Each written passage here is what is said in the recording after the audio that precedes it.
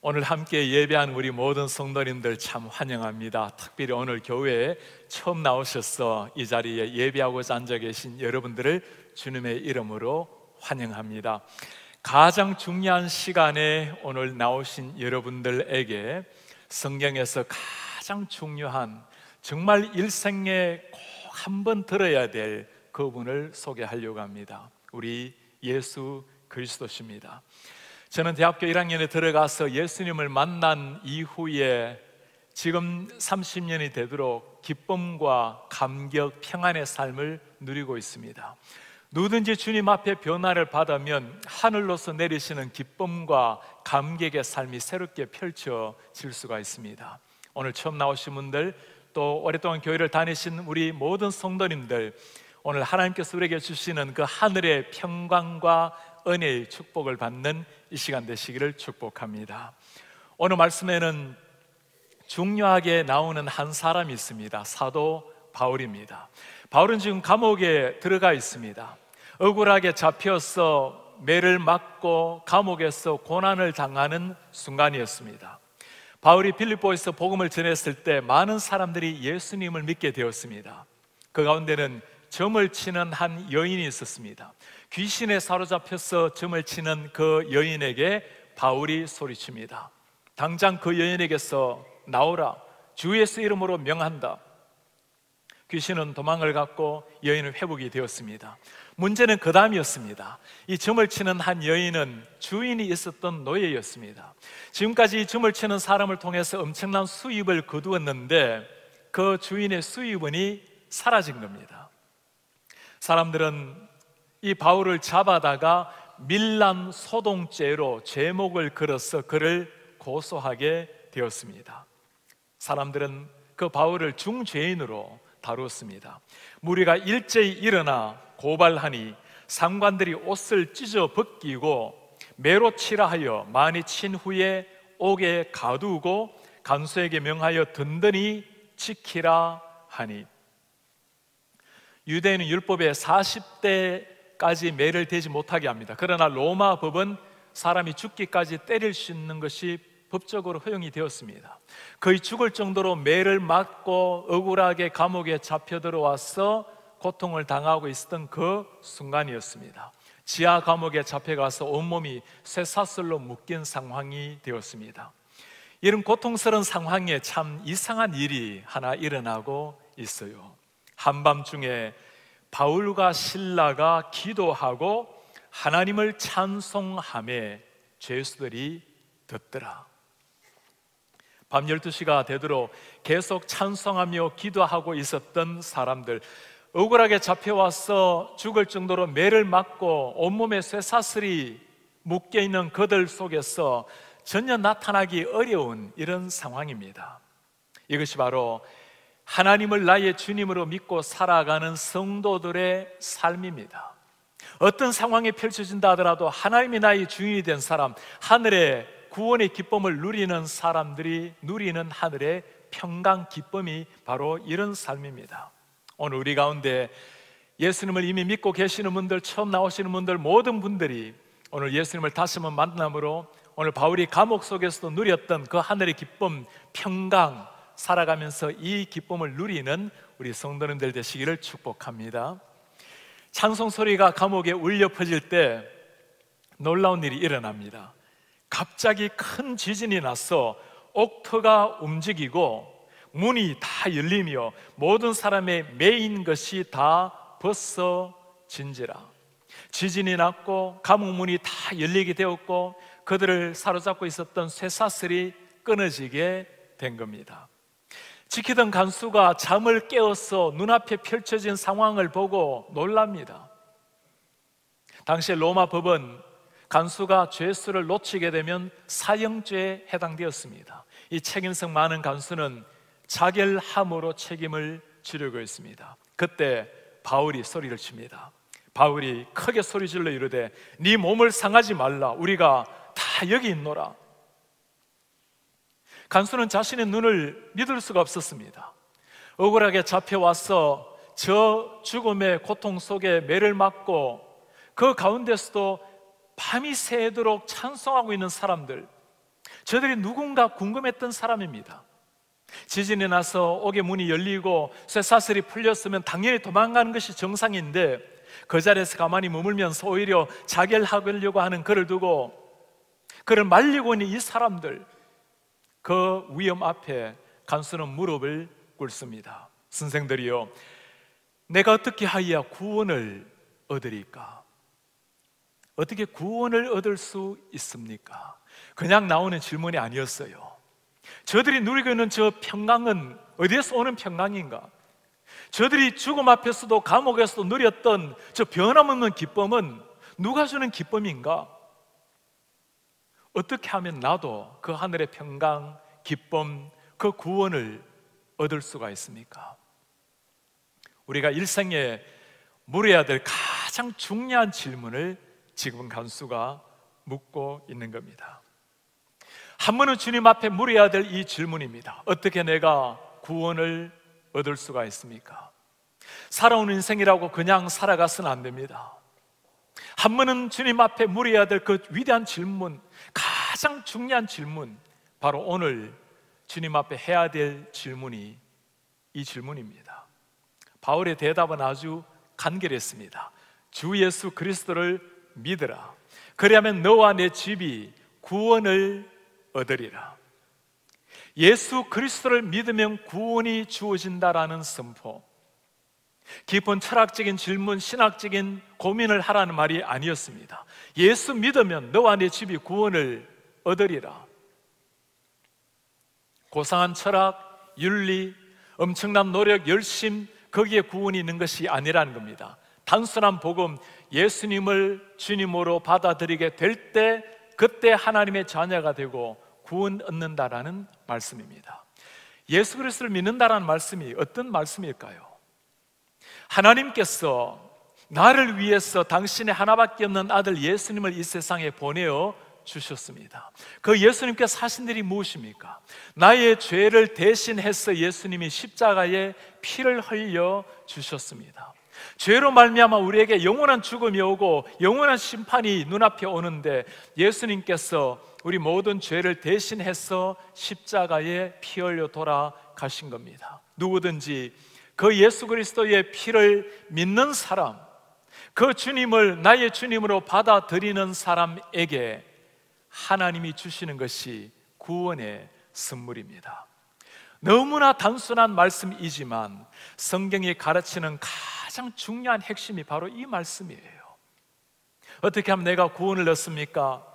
가장 중요한 이 질문 앞에 해야 될 답변, 가장 간결한 핵심 답변이 바로 여기에 있습니다. 예수를 믿으라. 그리하면 너와 내 집이 구원을 얻으리라. 간수의 질문에는 사람들이 어떻게 구원을 얻는지가 잘 나타나 있습니다. 내가 무엇을 하여야 구원을 얻으리까? 구원이라는 것이 무엇을 해야만 얻는 것으로 생각을 합니다. 남들과 비교해서 좀 더 선해야 되고 착해야 되고 좀 더 열심을 내야 되고 무엇인가 구원이라는 걸 얻으려면 다른 사람과 비교해서 뭔가 더 좋아야 된다라고 사람들이 생각을 합니다. 그러나 꼭 기억하셔야 될 것이 있습니다. 구원이라는 것은 최고의 삶을 살아낸다고 주어지는 것이 아니라는 겁니다. 자신의 노력을 가지고 구원을 얻는다라는 것은 마치 살얼음판을 걷는 것이나 마찬가지입니다. 살얼음판을 걸을 때 내 의지, 내 열심, 조심 아무리 한다고 살얼음이 우리를 지탱해주지는 못하는 겁니다. 주 예수를 믿으라. 그리하면 너와 내 집이 구원을 얻으리라. 성경이 말씀하시는 구원은 아주 단순합니다. 무엇을 해야 구원이 주어지는 것이 아니라 구원은 예수 그리스도를 믿을 때 주어지는 선물이라고 말씀을 합니다. 우리가 무엇을 충분히 이룰 때 그때 주어지는 것이 아니라는 겁니다. 세상에 존재하는 것이 아니기 때문에 하늘에서만 줄 수 있는 것, 하나님이 주셔야만 받을 수 있는 것이 구원의 은혜입니다. 주 예수를 믿으라. 그리하면 구원을 얻으리라.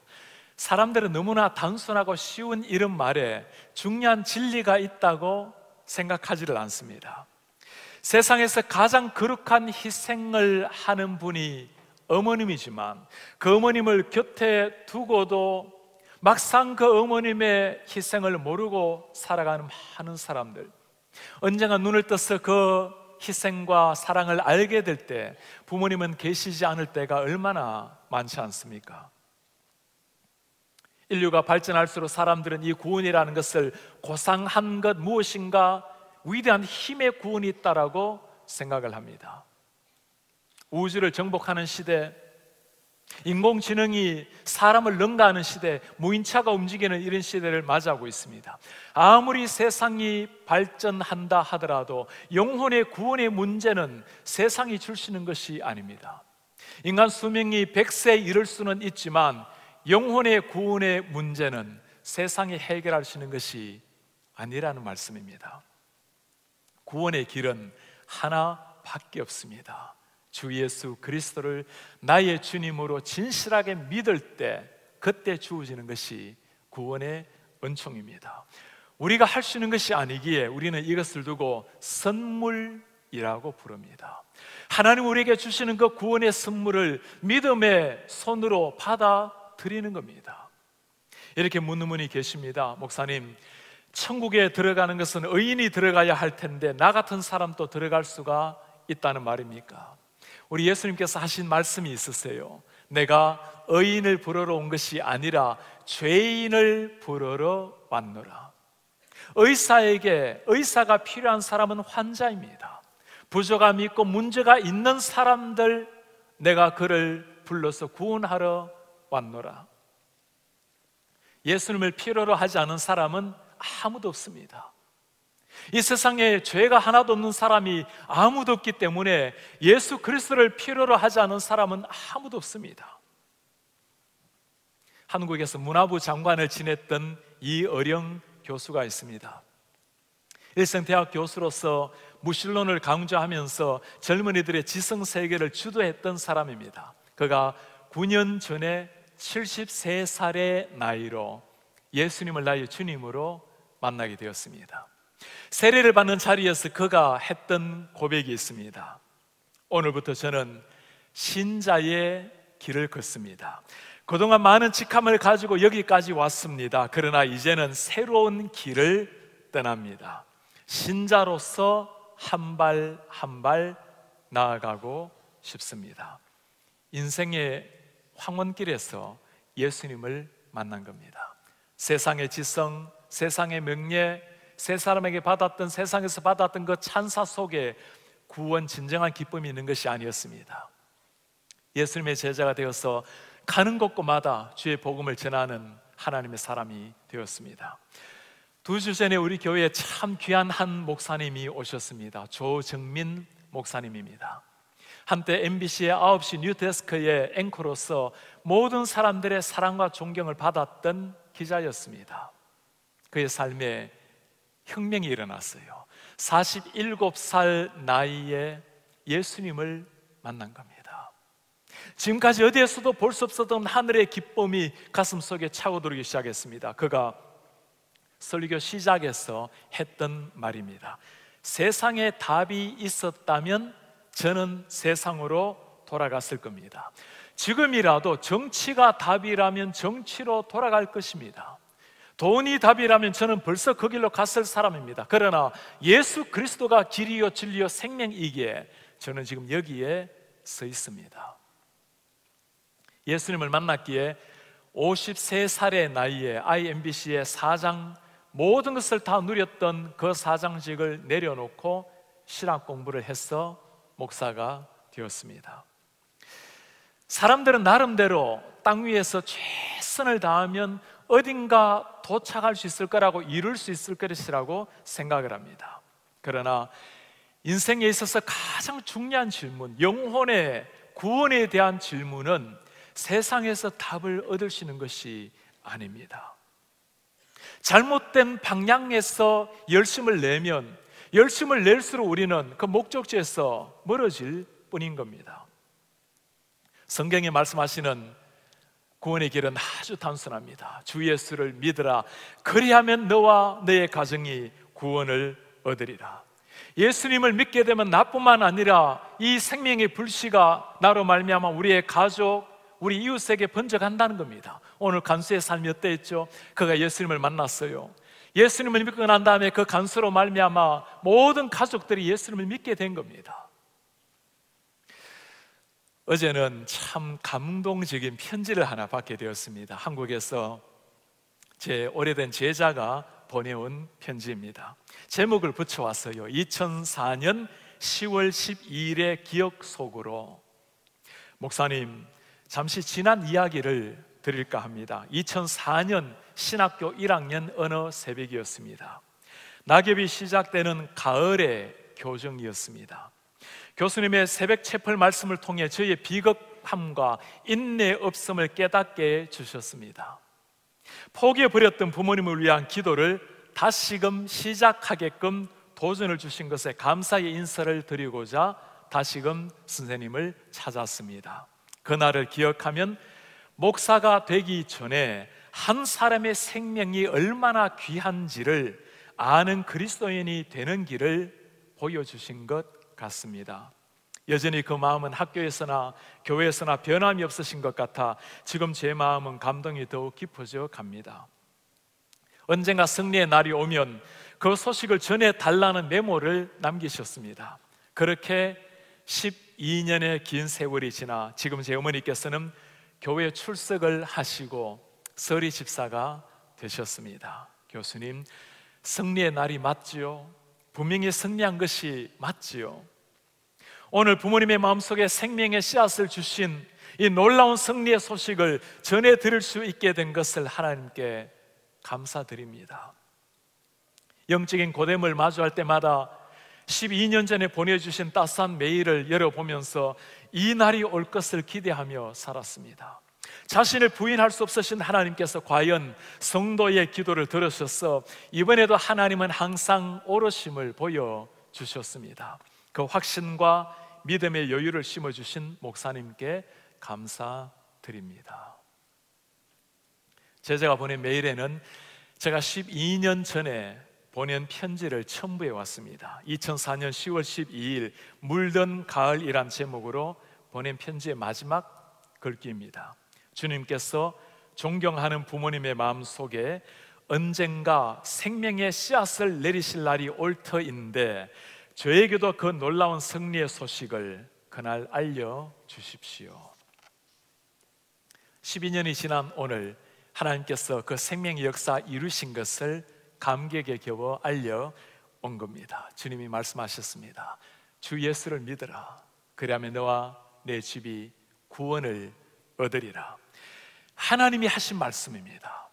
하나님이 하신 말씀이라면 사랑하는 여러분 그대로 믿고 나아가시기를 바랍니다. 우리 가족분들 가운데 아직까지 예수님을 믿지 않은 분이 한 분이라도 계신다면 하나님 앞에 끝까지 믿음을 가지고 이 말씀에 의지해서 기도하며 나아가는 이런 성도님들 되시기를 축복합니다. 오늘 마지막 구절은 구원을 체험한 그 가정에 어떤 일이 일어난지를 보여주고 있어요. 그와 온 집안이 하나님을 믿음으로 크게 기뻐하니라. 온 가족에게 기쁨이 넘친 겁니다. 구원이라는 것은 영혼이 탄생되는 겁니다. 우리의 육신이 다시금 살아나서 다시금 죽는 것이 아니라 하나님 앞에 영원의 생명, 하나님의 아들, 딸이 되는 것, 그것이 구원입니다. 우리 가운데 이런 분이 계십니까? 목사님, 저는 구원이 필요가 없는데요. 그렇지가 않습니다. 구원이 필요 없는 사람은 아무도 없어요. 구원에 대해서 관심이 없는 사람은 있을 수 있지만 구원이 필요 없는 사람은 아무도 없습니다. 마치 하늘의 태양에 관심을 두지 않고 살아갈 수는 있지만 그러나 태양 없이 살아갈 수 있는 사람은 아무도 없는 것과 마찬가지입니다. 한 번은 만나야 될 주님입니다. 한 번은 주님 앞에 나와야 될 인생입니다. 지금 만나는 주님은 우리에게 구원을 주시는 사랑의 영생의 주님이시지만 이 땅을 떠나서 만나는 주님은 심판의 주님이십니다. 이런 분이 계십니까? 목사님, 저는 아직 그 예수님을 만나기에 준비가 되어 있지 않습니다. 아직은 부족합니다. 하나님이 원하시는 구원에 요구하시는 수준까지 이를 수 있다면 어떤 사람도 그 수준에 이를 사람은 아무도 없습니다. 평생 노력한다 하더라도 우리는 천국의 문턱까지 갈 뿐입니다. 천국의 문턱까지 올라갈 수는 있지만 천국의 문을 열 수는 없어요. 그 문은 안에서만 열 수 있기 때문에 하나님이 열어주셔야 들어갈 수 있는 문입니다. 우리가 하는 일은 겸손하게 천국 문을 두드리는 일입니다. 예수 그리스도의 이름을 부르면서 하나님 앞에 믿음을 고백하는 겁니다. 하나님 약속을 하셨어요. 주 예수를 믿으라. 그리하면 너와 내 가족이 구원을 얻으리라. 오늘 초청을 받아서 하나님에게 처음 나오신 분들, 또 최근에 우리 교회를 나오신 분들, 오랫동안 교회를 다녔지만 아직까지 예수님을 나의 주님으로 만나지 못하신 분들 한 분이라도 계십니까? 오늘 이 주님을 나의 주님으로 만나셔야 될 날입니다. 나를 구원하신 그 예수님, 우리의 가정을 구원하실 그 예수님을 나의 주님으로 받아들여야 될 시간입니다. 한 분뿐인 인생을 그냥 이대로 달려가서는 안 됩니다. 세상에 줄 수 없는 평안, 죽음 앞에서 누리는 그 기쁨, 하나님의 줄 수 있는 감격, 그 구원의 선물을 받으셔야 됩니다. 오늘 예배당 문을 나서기 전에 한 분도 빠짐없이 주님 앞에 결단을 하셔야 됩니다. 하나님의 영원한 생명의 선물, 하늘의 구원의 선물, 너무나 영광스럽고 위대한 일이지만 그러나 이것이 그냥 주어진 것이 아닙니다. 하나님이 이 선물을 우리에게 주시기까지 하나님께서는 우리가 감히 상상할 수 없는 희생을 치르셔야만 했습니다. 한국에 가면 부산에 영도 다리가 있죠. 이전에 배가 지나면 영도 다리를 들었다가 배가 다시 지나고 나면 다리를 내리는 다리가 있었습니다. 미국에도 이런 다리가 아직까지 들어있어요. 이런 다리를 소재로 만든 모스트라는 영화가 있습니다. 모스트란 체코 말로 다리, 브릿지라는 의미입니다. 이 다리에서 일했던 한 아버지와 아들의 실화입니다. 아버지는 아들과 함께 이 다리를 올리고 내리는 직업을 참 좋아했습니다. 아들도 아버지 곁에서 강가에서 놀며 아버지와 시간 보내는 것을 좋아했습니다. 오늘 또 배가 지나갈 때 아버지가 다리를 들어 올렸습니다. 그때 저 멀리서 기차가 빨간 신호등을 보지 못하고 달려옵니다. 아직 다리가 내리기 전이고 놀란 아들이 소리를 치지만 아버지가 그것을 듣지를 못합니다. 아이는 다리로 뛰어들어가서 자신이 다리를 내리는 레바를 돌리기 시작합니다. 그러다가 떨어지게 됩니다. 그제서야 아버지가 상황을 파악을 하게 되었어요. 앞에서는 기차가 달려오고 아들은 밑에 깔려있고 다리를 내리면 아들은 죽습니다. 다리를 올리면 아들은 살리지만 그러나 기차 안에 있는 수많은 승객들이 죽게 될 것입니다. 어떻게 할 바를 몰랐던 아버지는 고통하다가 비장한 각오로 다리를 내립니다. 서서히 내려오는 다리, 그 죽음의 순간에 아들의 눈과 아버지의 눈이 마주쳤습니다. 아들이 아버지를 향해서 소리를 칩니다. 엘리 엘리 라마 사박다니, 아버지 어찌하여 나를 버리십니까? 그 아들의 고통 소리 귓가에 쟁쟁했지만 아버지는 더 세차게 다리의 레바를 내립니다. 눈물로 범벅이 된 그 손으로 다리를 내려맸던 아버지, 그렇게 아들은 죽어갔고 기차는 무사하게 강을 지났습니다. 사람들은 밖에서 무슨 일이 일어나는지 아무도 몰라요. 기차 안에서 웃고 즐기고 책을 읽고 밥을 먹고 잠을 자며 아무 일이 없었다는 듯이 그렇게 살아가고 있습니다. 사람들 사이에 소문이 들려옵니다. 한 아버지가 자식을 죽였다라는 소문입니다. 그러나 누구도 그 아버지를 원망할 수는 없었어요. 그 기차에 타고 있었던 사람들이 바로 자신들이었기 때문입니다. 이야기를 들은 사람들 중에 한 사람, 두 사람 그 아버지에게 나오기 시작합니다. 자신을 살리려고 아들을 희생했던 그 하나님 아버지께 무릎을 꿇고 경배하며 고마움을 표현하기 시작합니다. 그러나 아직까지 수많은 사람들은 무엇이 일어나는지 모르고 그저 자신의 길을 걸어가고 있습니다. 여러분들은 어느 부류에 속해 있습니까? 우리 가운데 나를 위해서 아들을 희생하신 그 하나님 앞에 나와서 주님을 나의 구원자로 고백하고 하나님을 경배하는 사람도 있을 것입니다. 우리 가운데 한 분이라도 저 다리 위에서 무슨 일이 일어나는지 아직까지 듣지 못하신 분이 계신다면 오늘 나를 위해서 아들을 희생하면서까지 나를 살리신 그 하나님 앞에 나오셔야 됩니다. 너무나 나를 사랑하셔서 당신의 아들까지 희생하면서 나를 살려내신 그 하나님이 우리를 초청할 때 주님 앞에 나와야 됩니다.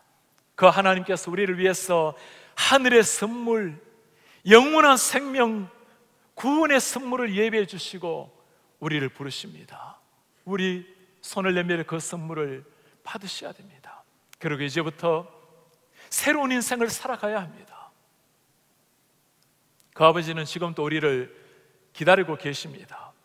오늘 처음 나오신 분들, 오랫동안 교회를 다니다가 다시금 나오시는 분들, 아직까지 마음의 준비가 채 되지 않으신 모든 분들, 우리 사랑 많으신 하나님 앞에 문제가 될 사람은 아무도 없습니다.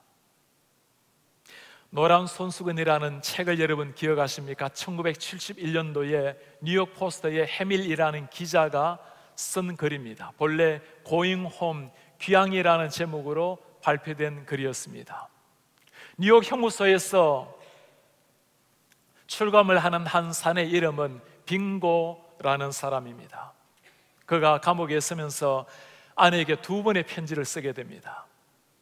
이제 감옥에 들어와서 여기서 오랫동안 있게 될 것이니 아이들을 생각해서 필요하다면 결혼을 다시 하라고 부탁을 합니다. 3년 6개월이 흘렀습니다. 가석방이 되어서 감옥을 나오면서 다시 한번 2번째 편지를 씁니다. 만일 나를 용서하고 나를 받아들일 수 있다면 마을 입구 참나무에 노란 손수건을 걸어 놓으라고 부탁을 합니다. 노란 손수건이 참나무에 걸려 있으면 내가 버스에서 내려 집으로 돌아갈 것이고, 그렇지 않다면 만일 재혼을 했거나 나를 받아들일 생각이 없다면 모든 것을 다 잊어버리고 잘 살기를 바란다는 내용이었습니다. 차가 말어기에 이르렀을 때였습니다. 자신 같은 죄 많은 사람을 아내가 받아줄 것인지 빙고는 머리를 숙입니다. 이 사연을 들었던 차 안의 모든 사람들, 마을로 지나가면서 사람들이 숨죽이며 차창 밖으로 쳐다봅니다. 그때 모든 사람들이 환호의 소리가 들려옵니다. 이 글은 이렇게 끝을 맺고 있습니다. 그 참나무는 온통 노란 손수건에 물결로 뒤덮여 있었다. 20개, 30개, 아니 수백 개가 바람 속에 환영의 깃발로 마구 물결치고 있었다. 사랑하는 여러분, 우리 하나님 아버지는 지금 또 문 밖에서 우리를 기다리고 계십니다. 죄인된 우리가 하나님 앞에 돌아오기를 기다리고 계십니다.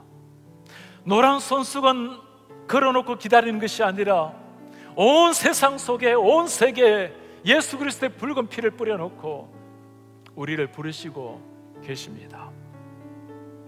하나님이 말씀을 하십니다. 주 예수를 믿으라. 그러면 너와 너의 가정이 구원을 얻으리라. 이 시간에 이 하나님 우리를 초청하십니다. 우리를 너무나 사랑하셔서 당신의 아들을 희생하기까지 하면서 우리를 사랑하신 그 주님이 말씀하십니다. 내가 너를 사랑한다. 내가 너를 안다. 내가 너를 위해서 하늘의 구원의 선물을 준비해 두었단다. 구원을 약속하신 분은 하나님이시지만 우리가 해야 될 일이 있어요. 전능하신 하나님이 약속해 놓은 그 구원, 믿음으로 그 선물을 받아들이는 겁니다. 주 예수 그리스도를 나의 주님으로 받아들이는 겁니다. 오늘 우리에게 처음 나오신 분들, 최근에 나오시는 분들, 오랫동안 교회를 다니다가 또 다니지 않다가 다시금 나오신 분들, 오랫동안 교회를 다녔지만 아직까지 한 번도 이 예수 그리스도를 나의 진정한 주님으로 받아들이지 못하신 분이 한 분이라도 계신다면, 사랑하는 여러분, 오늘 하나님께서 바로 여러분들의 마음의 문을 노크를 하고 계십니다. 내가 오늘 이 구원의 선물, 영원한 생명의 선물, 하늘의 기쁨의 선물을 너를 위해서 준비해 두었단다.